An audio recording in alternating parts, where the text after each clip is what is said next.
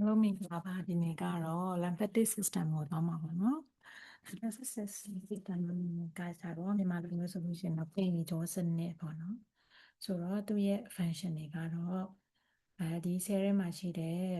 ပို့နေတဲ့ fluid တွေကိုသူကပြန်ပြီးတော့ねမှာစုပ်ယူပေးတယ်ပြီးသွားလို့ရှိရင်တော့ circulation ထဲကိုပြန်ပြီးတော့ねရအောင်ပို့ပေးရပေါ့နော်နောက်တစ်ခုကကြတော့ဒီ link ထဲမှာပါဝင်တဲ့အဓိကအနေနဲ့ဆိုလို့ရှိရင် lipid ပေါ့နော် lipid တွေပြီးသွားလို့ရှိရင်တော့ plasma protein တွေကိုသူက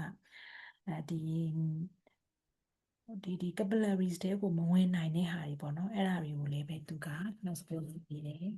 နောက်တစ်ခုကကြတော့ဒီခန္ဓာကိုယ်မှာဆိုလို့ရှိရင်ခုခံအားစနစ်ပေါ့နော်ဆိုတော့ခုခံအားစနစ်မှာလည်းပဲသူကပါဝင်တယ်နောက်တစ်ခုကတော့တကယ်လို့ဒီ RBC တွေကတန်းကုန်သွားလို့မို့လို့ဒီ destroy လုပ်တော့မယ်ဆိုလို့ရှိရင်လည်းပဲသူကဒီ spring နဲ့ပေါ့နော်ဒီတရရွက်ကနေပြီးတော့နေမှာသူကအထောက်အပံ့နဲ့ပေါ့နော်တရရွက်မှာတော့အဓိကသူကခြေဖြတ်တယ်လိုအပ်တဲ့ heme တွေကိုယူတယ်ပေါ့နော်ဆိုတော့ဒါတွေကိုသူကclearance လုပ်တဲ့နေရာမှာကူညီပေးတယ်ဆိုတော့အရင်ဆုံး lymphatic system မှာဘာတွေပါလဲဆိုတာကိုချိန်ကြည့်မယ်ပေါ့နော်ဘယ်လိုမျိုးအလုပ်လုပ်လဲပေါ့ဆိုတော့ lymphatic system အကြောင်းကိုပြောမယ်ဆိုလို့ရှိရင်ကြတော့ရှေ့မှာပြောခဲ့တဲ့ circulatory system ပေါ့နော်ဒီသွေးလက်ပတ်မှုစနစ်အကြောင်းကနေပြီးတော့မှနည်းနည်းလေးစပြောရမယ်ဒီ circulatory system မှာဆိုလို့ရှိရင်တော့နှလုံးရှိတယ် blood vessel တွေရှိတယ် blood ရှိတယ်ပေါ့ဆိုတော့ဒီနှလုံးကနေပြီးတော့မှညှစ်ထုတ်လိုက်တဲ့သွေးတွေကိုဒီ blood vessel တွေကနေတဆင့်ဒီ blood တွေကဒီcapillaries တွေကိုရောက်လာတယ်ပေါ့နော်ဆန်ချီမင်သွေးကြောတွေစီကိုရောက်လာတယ်ဆိုတော့ဒီဆန်ချီမင်သွေးကြောတွေကဆန်ချီမင်သွေးကြောတွေရှိတဲ့နေရာမှာဒီ lymphatic capillaries ပေါ့ဆိုတော့ဒီဘက်ကတော့ blood vessel blood capillaries တွေရှိတယ်ဒီ lymph အတွက်ကြတော့ lymphatic capillaries လို့ခေါ်တယ်အဲ့ဒီကနေပြောနေမှာ lymphatic vessel တွေစီကိုဒီ lymph ပြန်ရည်တွေကိုယူသွားတယ်ပြီးတော့လို့ရှင်တော့ lymph node တွေစီကိုရောက်တယ်အဲ့ဒီကနေတဆင်လိုအပ်တယ်ဆိုလို့ရှိရင်ပြန်ပြီးတော့ねမှာစစ်ထုတ်ဖို့လိုတယ်ဆိုလို့ရှိရင်စစ်ထုတ်မယ်တကယ်လို့ပိုးမွှားတွေပါတယ်ဆိုလို့ရှိရင်လည်းclearance လုပ်ပြီးတော့ခါကျမှပဲဒီ lymphatic trunk အဲ့ဒီတဆင် lymphatic duct ပေါ့နော်ဒီပြန်ရည်ကြောပြွန်နေပေါ့အဲ့ဒီကနေတဆင်မှာ circulating duct ကနေပြီးတော့မှ circulating vein ကနေပြီးတော့ねမှာဒီနှလုံးစီကိုရောက်သွားတာဖြစ်ပါတယ်လို့ဆိုတော့ဒါကိုအသေးစိတ်ကြည့်မယ်ဆိုလို့ရှိရင်တော့ဒီ capillaries တွေမှာဆိုလို့ရှိရင်နှလုံးကနေညှစ်ထုတ်လိုက်တဲ့သွေးတွေနှလုံးကနေညှစ်ထုတ်လိုက်တဲ့သွေးတွေကဆိုလို့ရှိရင်တော့ဒီ capillaries ကိုရောက်ပြီဆိုလို့ရှိရင်သူ့ရဲ့ hydrostatic pressure ပေါ့နော် pressure ကအရင်များတယ် pressure များတဲ့အတွက်ကြောင့်မို့လို့ဒီထဲမှာရှိတဲ့ဒီ blood တွေကနေပြောနေမှာ interstitial space တွေကိုဒီ cell တွေရဲ့ကြားထဲကိုလွတ်ထွက်သွားတယ်ပေါ့နော်တွန်းထုတ်လိုက်တယ်လို့ဖြစ်တဲ့အတွက်ကြောင့်မို့လို့ရောက်သွားတယ်အဲ့လိုမျိုးရောက်သွားတဲ့တနေ့မှာရောက်သွားတဲ့ပမာဏဆိုလို့ရင်တနေ့မှာ20လီတာလောက်ရှိတယ်ဆိုတော့ဒီ20လီတာလောက်ကနေပြီးတော့ねမှာဒီဘက်ဒီ vessel ပေါ့နော်vein ပေါ့နော်ဒီသွေးပြန်ကြော end ပေါ့ဆိုတော့ venous end ပေါ့အဲ့ဒီဘက်ကိုရောက်ပြီဆိုလို့ရှိရင်ကြတော့သူ့ရဲ့ pressure ကလျော့သွားပြီးတော့ねမှာဒီသွေးကြောတွေကနေပြီးတော့ねမှာပေါ့နော်ဒီplasma တွေထဲမှာ protein တွေရှိတယ်အဲ့ဒီ protein တွေကရေကိုပြန်ဆွဲတာပေါ့အရေကိုပြန်ဆွဲတယ်ခုနကတော့အပြင်ကိုတွန်းထုတ်လိုက်တဲ့ရေကိုအတွင်းထဲကိုပြန်ပြီးတော့ねမှာဆွဲတယ်ဆိုတော့ဒီ plasma ထဲမှာရှိတဲ့ protein တွေကတော့အပြင်ကိုအထွက်မသွားဘူးပေါ့ဒါပေမဲ့လို့ဒီ interstitial fluid ထဲမှာရှိတဲ့ဒီ plasma protein တွေ fat တွေတော့ဒီနေရာမှာရှိတဲ့ဒီ lymphatic capillaries ပေါ့ပြန်ရည်ကြောတသေးလေးတွေကနေပြောနေမှာသူတို့ကပြန်ပြောမှာစုပ်ယူပေးတယ်စုပ်ယူပေးပြောနေမှာ lymphatic vessel တွေကိုပို့တယ်ပေါ့နော်ဆိုတော့တနေ့ကို3 လီတာလောက်ကိုသူတို့ကပြန်ပြီးတော့နေမှာ absorption လုပ်ပြီးတော့နေမှာပို့နှလုံးစီကိုပို့ဆောင်ပေးနေရပေါ့နော်ဒီလိုမျိုးအပြင်လည်းသူကဒီ blood ပမာဏကိုသူကညှိပေးတဲ့နေရာမှာအကူအညီနဲ့ပါဝင်နေတာဖြစ်ပါတယ်လို့ဆိုတော့ lymph ပေါ့နော်ပြန်ရည်အနေနဲ့ကတော့သူကပြန်ရည်ဆိုဒီ capillaries တွေကနေပြောနေမှာဒီပြန်ရည်ကြောလေးတွေကစပြီးတော့မှရှိလာပြီသူ့ရဲ့ပုံစံကကျတော့ one way valve ပေါ့နော် တလန်းသွားစနစ်ပဲဆိုတော့ဒါကကျတော့ interstitial space တွေဒီ lymphatic vessel တွေကဘယ်နေရာမှာရှိသေးလဲဆိုလို့ရှင်တော့ gastrointestinal tract တွေမှာရှိတယ်ဆိုတော့အဲ့နေရာမှာဆိုလို့ရှင်တော့နမူနာရည်နဲ့ဆိုလို့ရှင်တော့ဒါကgastric ပေါ့နော် gastrointestinal tract မှာဆိုလို့ရှင်ဒီလိုမျိုး villi ရဲ့အတွင်းထဲမှာဒီ capillaries လေးနဲ့အတူတူသူကဒီပြန်ရည်ကြိုးလေးရရှိနေရပေါ့နော်သူ့ကိုတော့ latial လို့ခေါ်တယ်ဆိုတော့အဲ့ဒီကနေပြီးတော့ねမှာဒီ fat တွေ protein တွေအဲ့ဒါတွေကိုစုပ်ယူတဲ့အတွက်ကြောင့်မို့လို့ဒီပြန်ရည်ထဲမှာဆိုလို့ရှိရင်တော့ရေ iron plasma protein တွေနဲ့ fats တွေပါဝင်တယ်လို့မှတ်နိုင်ပါတယ်ဆိုတော့အဲ့ရနေပြီးတော့ねမှာဒီပြန်ရည်ကြောတွေတစ်ခြားလုံးမှာဆိုလို့ရှိရင်တော့ lymph node တွေရှိတယ်အဲ့တော့ lymph node တွေကဆိုလို့ရှိရင်တော့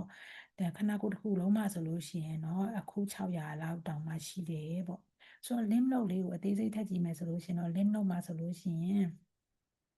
အဲ့တော့ cortex ရှိတယ် paracortex ရှိတယ် medulla ရှိတယ် hyaline ရှိတယ်ပေါ့နော်ဆိုတော့ဒီမှာဆိုလို့ရှိရင်သူ့မှာဒီ tubercle လေးတွေရှိတယ်နော်ဆိုတော့ခါကြတော့အဲ့ဒီနေရာလေးတွေကနေပြီးတော့ねမှာဒီပြေကြိုးလေးတွေကဒီမှာရှိတဲ့ afferent lymphatic vessel ကနေပြီးတော့ねမှာဝင်လာတယ်အဲ့လိုမျိုးဝင်လာပြီးတော့ねခါကြတော့တကယ်လို့များအဲ့ထဲမှာပုံမတွေပါဝင်လာတယ်ဆိုလို့ရှိရင်သူကဒီခန္ဓာကိုယ်ဒီ lymph node တွေကနေပြီးတော့ねမှာ microphage တွေdendritic cell တွေကနေပြီးတော့ねမှာ antigen တွေထုတ်ပေးပြီးတော့ねမှာT cell တို့ B cell တို့ပေါ့နော်အဲ့ဒီကြတော့ဒီခန္ဓာကိုယ်ရဲ့ခုခံအားစနစ်တွေပေါ့ဆိုတော့အဲ့ဒါကတော့နောက်အခန်းမှာအသေးစိတ်ထပ်ပြောမယ်ပေါ့နော်ဆိုတော့အဲ့ဒီကနေပြီးတော့ねမှာတကယ်လို့ပိုးတွေတက်ဆရာရှိရဲဆိုလို့ရှိရင်တက်ပြီးတော့ねမှာနောက်ဆုံးမှာတော့ဒီ filter လုပ်ပြီးသားပေါ့နော်တန့်ရှင်းပြီးသားဒီ lymph အရည်တွေပြန်ရည်တွေကို efferent lymphatic vessel ကနေတဆင့်ဆက်ပြီးတော့ねမှာသွားပါတယ်ဆိုတော့ဒါကတော့ lymphatic duct ပေါ့နော် lymphatic duct ကိုသွားမယ်ဆိုလို့ရှိရင်တော့ဒီပုံသေးသေးလေးမှာဆိုလို့ရှိရင်တော့ right lymphatic duct ကကြတော့ဒီ right ခန္ဓာကိုယ်ရဲ့ညာဘက်အပေါ်ပိုင်းပေါ့နော်အဲ့ဒီမှာရှိပြီးတော့ねမှာကျန်တဲ့ဥစ္စာတွေအကုန်လုံးကတော့ဒီ thoracic duct ဖက်ကနေပြီးတော့ねမှာသူကစီစဉ်တာဖြစ်ပါတယ်လို့ဒါကတော့ lymphatic duct ကိုပြောချင်တာဖြစ်ပါတယ်ဆိုတော့ lymphatic system မှာဆိုလို့ရှိရင်တော့သူကဒီ lymphoid organ တွေပေါ့နော်ဆိုတော့ကျတော့ primary နဲ့ secondary ဆိုပြီးတော့မှရှိတယ် primary ကိုတော့ central လို့လည်းခေါ်တယ် secondary ကိုတော့အရန်လို့ခေါ်မလားနော် peripheral organ လို့လည်းခေါ်တယ်ဆိုတော့ primary ထဲမှာဆိုလို့ရှိရင်တော့ bone marrow နဲ့ thymus gland တွေပါဝင်တယ် thymus gland ကတော့ chest မှာရှိတာပေါ့နော်ဆိုတော့ဒီမှာဆိုလို့ရှိရင်ဘာဖြစ်လို့ဒီ bone marrow နဲ့ thymus ကို primary organ တွေလို့ခေါ်တာလဲဆိုလို့ရှိရင်တော့ဒီ bone marrow နဲ့ thymus တွေမှာပဲ lymphocyte တွေက mature ဖြစ်တယ်เนาะအဲ့တော့ကျတော့ဘယ်ယောဂပိုးနဲ့မှမတွေ့ရသေးဘူးဆိုတော့ခါကျတော့ဒီ bone marrow ဆိုတဲ့အတွက်ကြောင့်မို့လို့ bone marrow ထဲမှာ mature ဖြစ်တဲ့ lymphocyte ကိုတော့ B lymphocyte လို့ခေါ်ပြီးတော့မှ thymus ထဲမှာဒီ mature ဖြစ်တဲ့ဒီ lymphocyte ဆိုတာ WBC เนาะသွေးဖြူဥထဲကအများဆုံးပါဝင်တဲ့ဒီ blood cell တစ်ခုဖြစ်ပါတယ်လို့ thymus ထဲမှာmature ဖြစ်တဲ့ cell ဆိုလို့ရှိရင်တော့ lymphocyte ဆိုလို့ရှိရင်တော့ T lymphocyte လို့ခေါ်တယ်အကြမ်းများအပြင်ဆိုရင်တော့ T cell B cell လို့လည်းခေါ်ပါတယ်လို့ဆိုတော့ခါကြတော့နောက်ထပ် secondary မှာဆိုလို့ရှိရင်တော့ spleen တို့ town cell တို့lymph node တွေ lymph nodule တွေပါဝင်တာပေါ့နော်အဲ့တော့ပထမဆုံးအနေနဲ့ spleen မှာဆိုလို့ရှိရင်တော့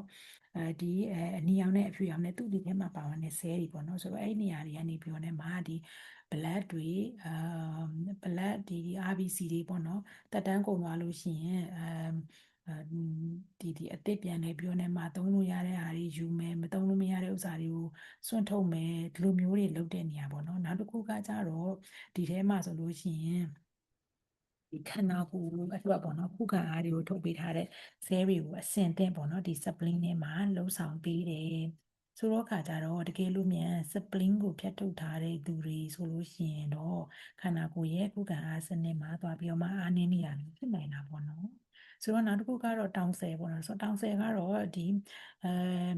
ဒီ parapharyngeal တောင်ဆယ်စသဖြင့်ပေါ့နော်ဒီတောင်ဆယ်တွေ၄ခုလောက်ရှိတယ်ဒီထဲမှာဆိုလို့ရှိရင်တော့မြန်မာလူဆိုရင်တော့အာဒီလို့ခေါ်တာပေါ့နော်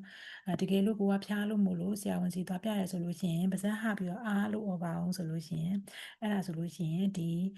တောင်ဆယ်ကိုကြည့်တာဖြစ်ပါတယ်လို့ဆိုတော့အခါကျတော့ဒီတောင်ဆယ်တွေရောင်နေတယ်ဆိုလို့ရှိရင်ဒါကဒီ lymphoid organ ထဲမှာပါဝင်တယ်ပေါ့နော်ဒီပြန်ရည်ထဲမှာပါဝင်တယ်ဖြစ်တဲ့အတွက်ကြောင့်မို့လို့ဒီအာသီးတွေရောင်နေတယ်ဆိုတဲ့ဥစ္စာကဆိုရင်ခန္ဓာကိုယ်ကဒီယောဂပိုးတစ်ခုခုကိုတိုက်ထုတ်နေရပြီဆိုတဲ့အခြေအနေဖြစ်ပါတယ်လို့